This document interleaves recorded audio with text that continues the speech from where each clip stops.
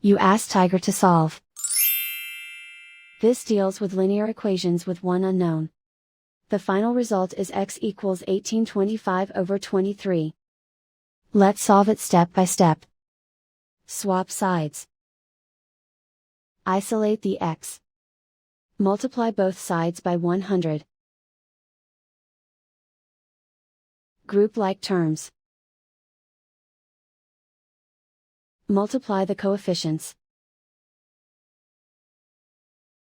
Simplify the fraction.